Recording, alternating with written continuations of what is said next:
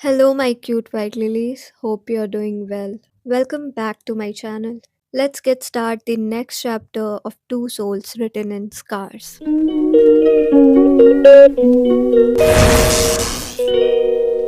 Soon, in front of Trishvika stood a rice field kalash at the doorstep of Purushottam Nivaas, along with a plate of alta.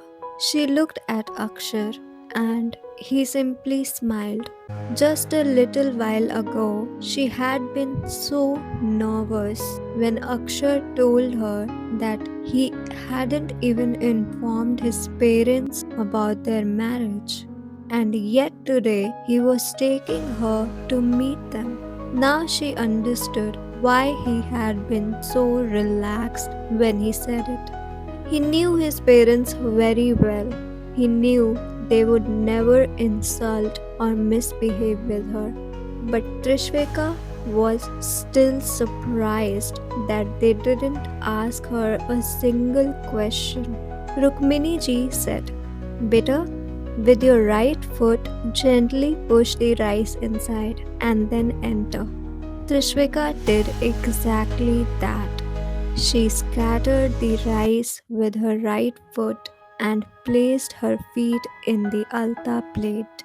Then she walked across the white cloth laid ahead, leaving red footprints behind her.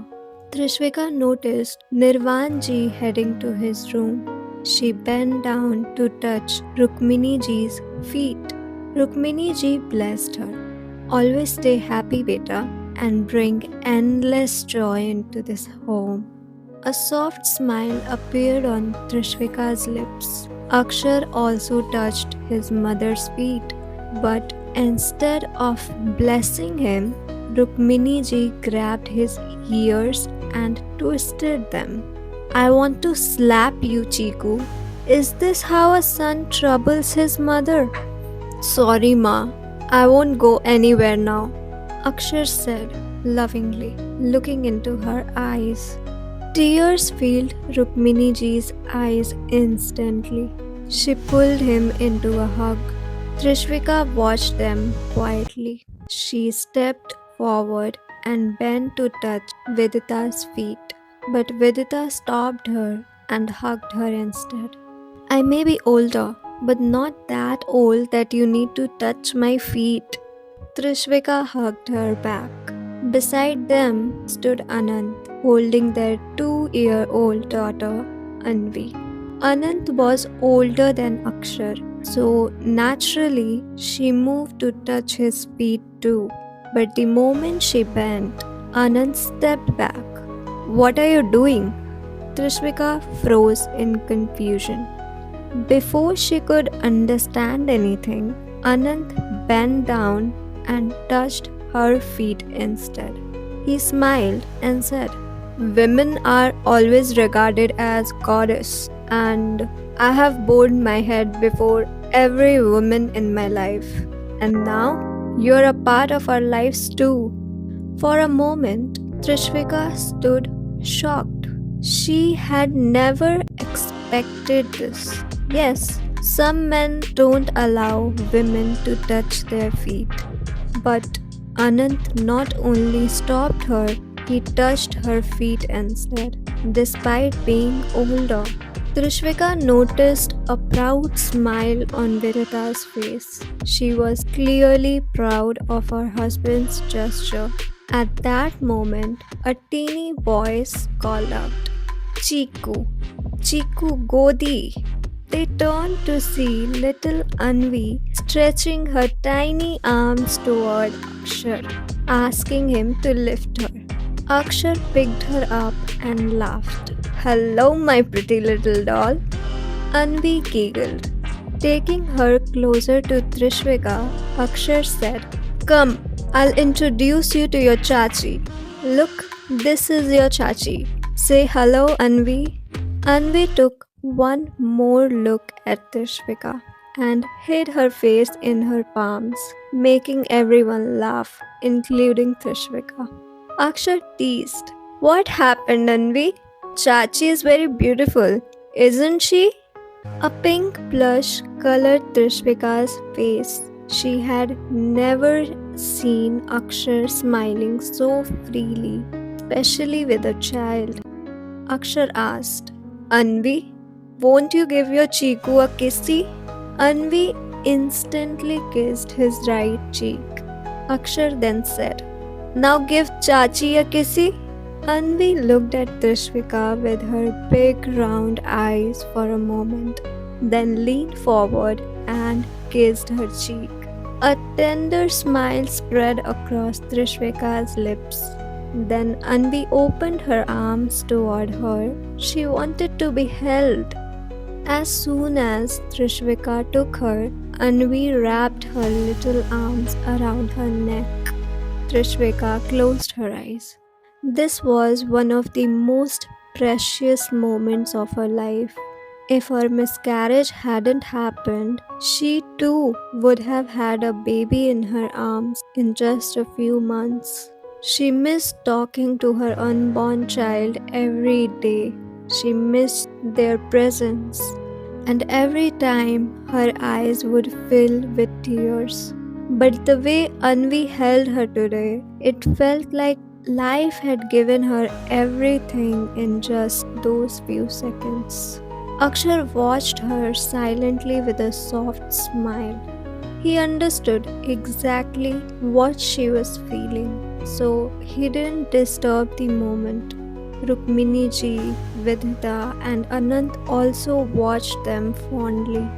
Anvi never went to strangers so quickly, yet she clung to Trishvika instantly. Kids recognize positive energy very fast and feel safe around it. A moment later, Anvi said, Kumi Kumi. Trishvika smiled and said, I'll take you soon, baby. Okay? I'll take you now, Anand said, gently lifting Anvi from her arms. The moment she heard going out, Anvi returned to Anand's arms willingly. Rukmini ji smiled. Chiku, take Trishvika to your room. She must be tired after such a long drive. Yes, ma, Akshar said. And I also have to leave for the company. Lunch is almost ready. Eat first, then go.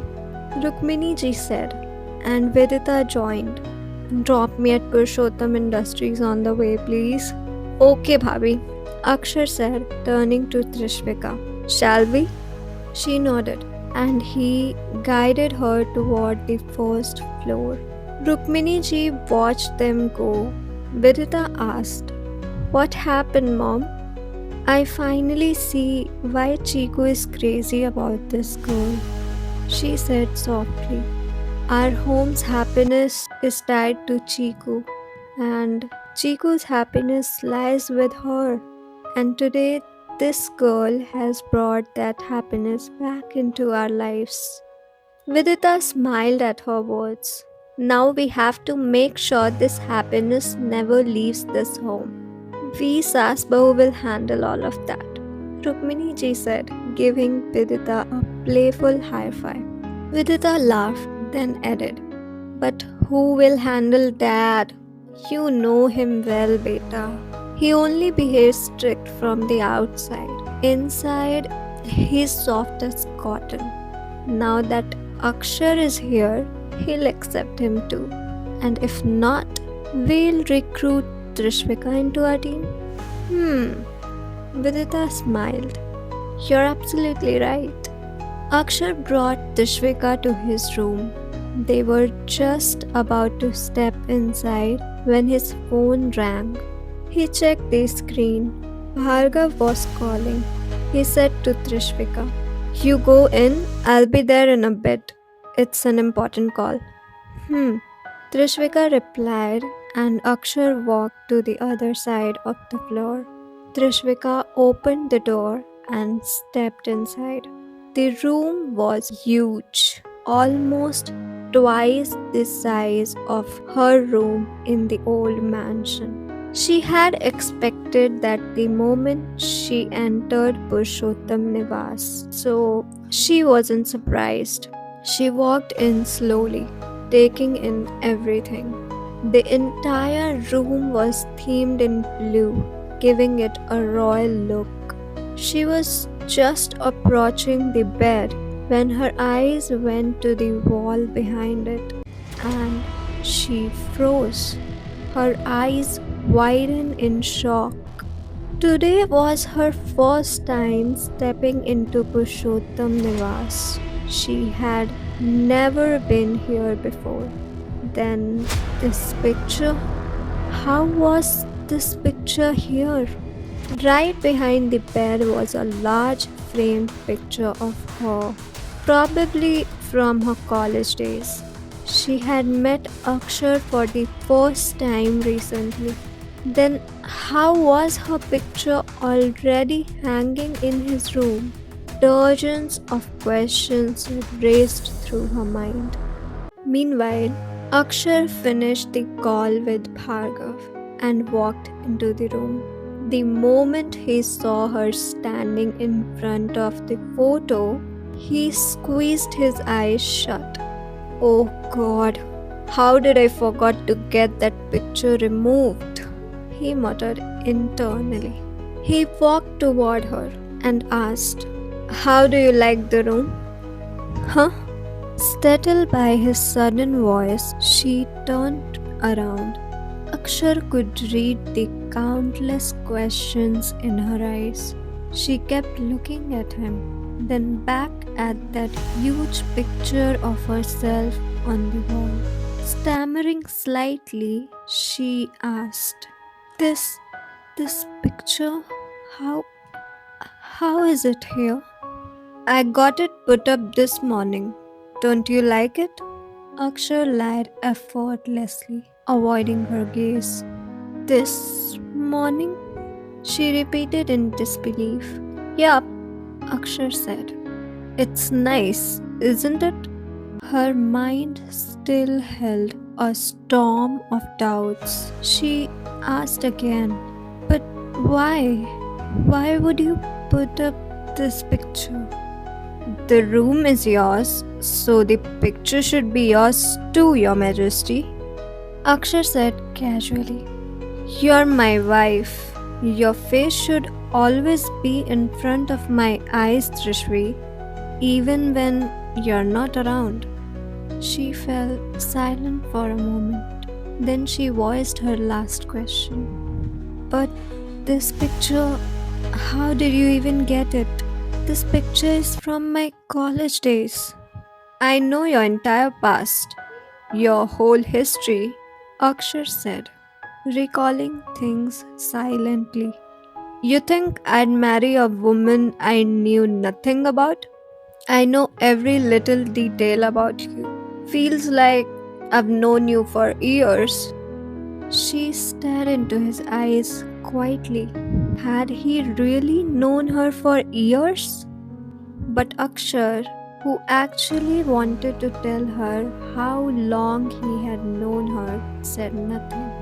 Before she could find any answers in his eyes, he moved past her toward the window and said, "When I got your background checked before the wedding, they gave me this photo.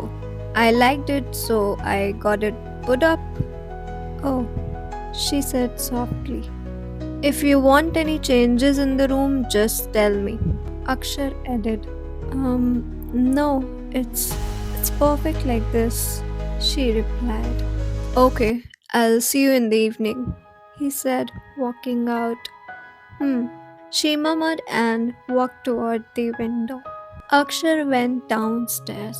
Rukmini ji met him in the hall. "Where is Mogambo, Mom?" he joked. "You'll get slapped now. Who calls their dad Mogambo?" she scolded, smacking his arm. "I do. Akshar Purushottam," he laughed. "Did he leave for office?" "Yeah," she said. "Did Trishvika like the room?" "Yeah," Akshar replied. Then he added seriously, "Mom, please make sure she doesn't find out anything about my past. To her, I'm still a stranger. Please be careful." All right, beta, whatever you want, she assured him. And one more thing, Akshar said. She might take some time to get comfortable with everyone. Make sure she feels safe around us. And if she doesn't come downstairs today, please don't force her. Why are you worrying so much? We all are here for her. Soon she'll accept this house and us. Rukmini ji smiled. When you give a woman love, she returns it twice over. Akshar kissed her forehead. You're the best. Rukmini ji smiled. Just then, Vidita walked into the hall. Shall we, Chiku? I'm getting late for the meeting. Lunch? Rukmini ji snapped. See, again she's leaving without eating. Yesterday too she skipped breakfast. Mom, I swear I'll eat at the office. Promise. And I did eat yesterday. Vidita tried to convince her. Dad has already called me 3 times. The meeting starts in 15 minutes. Bhabhi, come on. I'll drop you exactly on time. Akshar said. And both of them left Purushottam Nivaas. Upstairs, Trishvika stood by the window. She could see the huge garden filled with greenery and rare flowers that Rukmini ji adored caring for. She saw Akshar and Vidita leaving. Akshar was incredibly polite with his family. All the versions of him she had seen so far were rude, serious, cruel, or cold.